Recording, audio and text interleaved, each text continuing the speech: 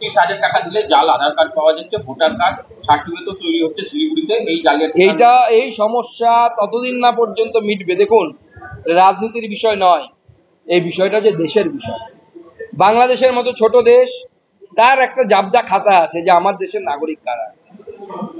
আমেরিকার মতো বড় দেশ, তারও একটা সেই ধরনের জাবদা খাতা আছে যে কারা আমার দেশের নাগরিক। ভারতবর্ষ স্বাধীনতার পর প্রথমে এই কাজটা করতে হতো যে আমার দেশের নাগরিক কারা, এর একটা রেজিস্টার থাকে, তাকেই পোশাকি ভাষায় এনআরসি বলা হয়, সিটিজেন রেজিস্টার যেটাকে বলে, national register for citizens, NRC.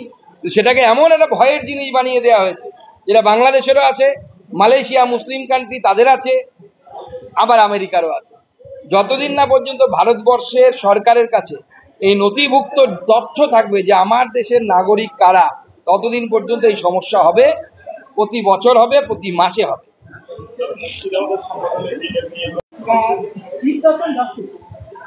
উনি বলছেন যে শুভেন্দু অধিকারীর সঙ্গে যোগাযোগ রাখা হচ্ছে এবং নরেন চক্রবর্তী। দেখুন, কে কি বলছে সেটা নিয়ে তো আমরা ভাবিতে হলে মুশকিল, এসব নিয়ে আমরা ভাবতে রাজি নই। তৃণমূলকে আমরা হারাবো, শুভেন্দুদা আছেন আমাদের পার্টিতে, অন্যান্য নেতৃত্ব আছেন, আমরা টিম গেম করে তৃণমূলকে 10 গোল দেবো। মাওবাদী নামাঙ্কিত চিঠি দেওয়া হয়েছে, টাকা না দিয়ে পুলিশকে খবর দেওয়া হলে খুন করার হুমকি দেওয়া হয়েছে। পুলিশ বলছে মাওবাদী কোনো যোগ নেই। দেখুন, তাহলে পুলিশকে তদন্ত করতে বলুন। মাওবাদী আর নেই, তাহলে কি মাওবাদী আছে সেটা খোঁজ নিতে বলুন, কারা করছে। মমতা বন্দ্যোপাধ্যায় দলের লোকেরাই আবার করছেন না তো, গোষ্ঠীদ্বন্দ্বের ব্যাপার নেই। ধন্যবাদ। বুথ সশক্তিকরণের প্রথম ধাপ হচ্ছে বুথ গঠন। প্রচুর বুথ আগেও গঠিত হয়েছিল, সেগুলোকে আবার দেখা যে তারা আছে কিনা।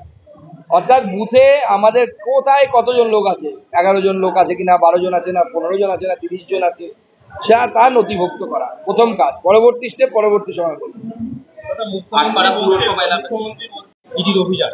রাজেশ আগরওয়াল ও অভিষেক বানশালের বাড়িতে না, যদি এরকম কেউ করে থাকে আর্থিক অনিয়ম, স্বাভাবিকভাবে তার বিরুদ্ধে তো ইডি অ্যাকশন করবে, রিঅ্যাকশন হবে, আরো অনেকের বিরুদ্ধে হবে। অপেক্ষা করুন না, সবে তো সিনেমা শুরু। খিদিরপুরে যেখানে আগুন লেগেছে, হয়ে গেছে। মুখ্যমন্ত্রী প্রোপাগ্যান্ডা করছে। মুখ্যমন্ত্রী তো বাংলা ভাষা যারা বলতে পারে না তাদেরকে এই রাজ্যে এনেছে। এখানকার সাংসদ কি নাম, ইউসুফ পাঠান, বাংলা বলতে পারেন? উনি লোকসভাতে শপথ নেওয়ার পর বলছেন জয় গুজরাট। যে গুজরাটের নাম শুনলে মুখ্যমন্ত্রী রানু মণ্ডল হয়ে যায়, সেই মুখ্যমন্ত্রী সাংসদ তিনি বলছেন জয় গুজরাট। কীর্তি আজাদ বর্ধমানের সাংসদ, বাংলা বলতে পারেন? বাংলা বলতে পারেন না। তো মুখ্যমন্ত্রী সাকেত গোখলে, মাননীয় মুখ্যমন্ত্রী রাজ্যসভার সাংসদ, বাংলা বলতে পারেন? পারেন না। সুস্মিতা দেব, সন্তোষ মোহন দেব কংগ্রেস নেতা, তার মেয়ে, আসামের মহিলা, বরাক উপত্যকার মহিলা, তাকে নিয়ে এসে সুস্মিতা দেব, ইউসুফ পাঠান, কীর্তি আজাদ, সাকেত গোখলে, প্লাস আর একজন মহিলা আছে যিনি বাঙালি কিন্তু বাংলায় থাকেন না, আরো সাগরিকা ঘোষ, আসানসোলে আমাদের সত্যকর্ণ সিনহা।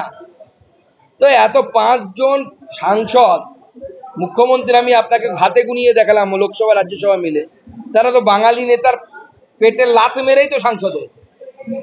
তারা তো বাঙালি, তারা তৃণমূল করে কিন্তু বাঙালি তো। আজকে যদি ইউসুফ পাঠানের জায়গায় কোনো বাঙালি এখানে দাঁড়াতো, সে মুসলিম বাঙালি হোক বা হিন্দু বাঙালি হোক, সে তো সাংসদ হতে পারতো। তার সাংসদের পেটে লাতটা কে, সাংসদ হওয়ার পেটে লাথিটা কে মেরেছে? মুখ্যমন্ত্রী মেরেছে। আসানসোলে লাথিটা কে মেরেছেন? মুখ্যমন্ত্রী মেরেছে।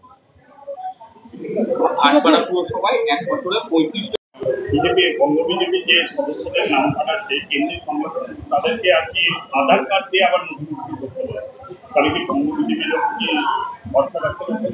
গোটা দেশেই এটা নিয়ম। আমরা গোটা দেশেই এখন নতুন সিস্টেম আছে, আমাদের বিভিন্ন পোর্টাল বা অ্যাপ আছে, সেই অ্যাপের মাধ্যমে কার্যকর্তাদের ট্র্যাকিং হয় এখন।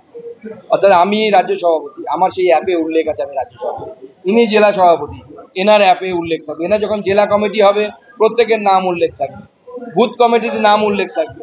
বিজেপি অ্যাডভান্স পার্টি, আমি এখান থেকে চাইলে আমার কোনো বুথের বুথ সভাপতিকে ডাইরেক্ট কল করতে পারি, আমার নাম্বার সেভ করতে লাগবে না, আমার মোবাইলে নেই। অ্যাপ খুলবো, অ্যাপ থেকে ডাইরেক্ট কল চলে যাবে তার কাছে, হোয়াটসঅ্যাপ কল চলে যাবে, হোয়াটসঅ্যাপে মেসেজ চলে যাবে, সব ব্যবস্থা বিজেপি করছে। তো বিজেপি পার্টি উইথ ডিফারেন্স বরাবরই বলে আসা হয়। সততার দিক থেকেও যেমন ডিফারেন্স, আমরা টেকনোলজির ব্যবহারের ক্ষেত্রেও গোটা দেশের মধ্যে অগ্রগণ্য। বলতে পারেন digital India, digital BJP. India digital না, জগৎ ডিজিটাল হচ্ছে। আপনি এখন পান খেতে গিয়ে স্ক্যান করেন আর পার্স রাখেন না। এখন তো প্রচুর মানুষকে দেখি এখন পার্সই রাখে না, বিশেষ করে পুরুষরা। পার্সের আর প্রয়োজনই হয় না সেরকম। এটা সময়ের সাথে সাথে পরিবর্তিত হতে হবে, না হলে ডাইনোসর হয়ে যেতে হবে। বিজেপি পরিবর্তিত হচ্ছে। বিজেপি ডিজিটাল এবং অ্যাকচুয়াল দুটো মিলে যে বিজেপি ছিল আগে, সেই বিজেপি যেমন পুরনো বিজেপি এর মধ্যে গন্ধ আছে, স্বাদ আছে, তার সাথে নতুন এসেন্সও লেগেছে। জঙ্গল মহলে দেখা যাচ্ছে যে হরিয়ালপাড়া ভবনপাড়া বিভিন্ন যে পরিযায়ী শ্রমিকরা অনেক হয়ে গিয়েছিল, তাদেরকে দেখা যাচ্ছে যে মানে বাঙালি নয় বলে, মানে বাংলা ভাষায় কথা বলে তাদেরকে ধরে নিয়ে পুষব্যাক করে দিয়েছে। কি করবেন বাঙালি এবং বাঙালিদের প্রতি নির্যাতিত হয়েছে? না, সব বাঙালি তো ভারতীয় নাগরিক নয়। বাংলাদেশেও তো বাঙালি আছে, তারা ভারতীয় নাগরিক। যারা ভারতীয় নাগরিক নয় তাদেরকে পুষব্যাক হবে, আর যারা ভারতীয় নাগরিক তারা এপারে থাকে।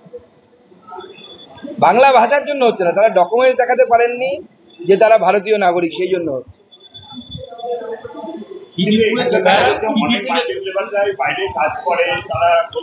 দেখুন, মুর্শিদাবাদে প্রচুর মাইগ্রেন্ট লেবার আছে যারা বাংলাদেশ থেকে আসে।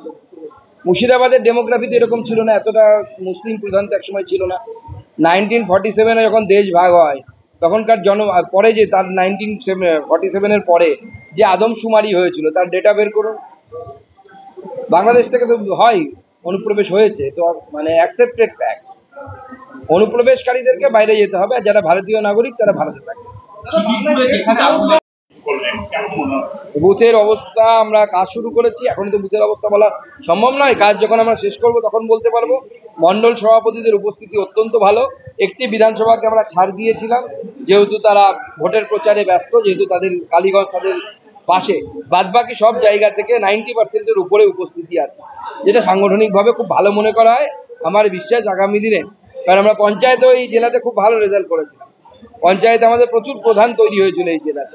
আগামী দিনে বিধানসভা নির্বাচনেও আমাদের এই নেতৃত্ব দেখতে পাচ্ছেন, বর্তমান সভাপতি, প্রাক্তন সভাপতি, আরও কিছু প্রাক্তন সভাপতি পেছনে আছেন, আমাদের মাহফুজাদি আছেন, আমাদের রাজ্যের নেতা তাপস মিত্র আছেন। সবাই মিলে আমরা আগামী দিনে এইখানে আমাদের যতগুলো বিধানসভা জেতা সম্ভব সেই বিধানসভাগুলো আমরা জিতব।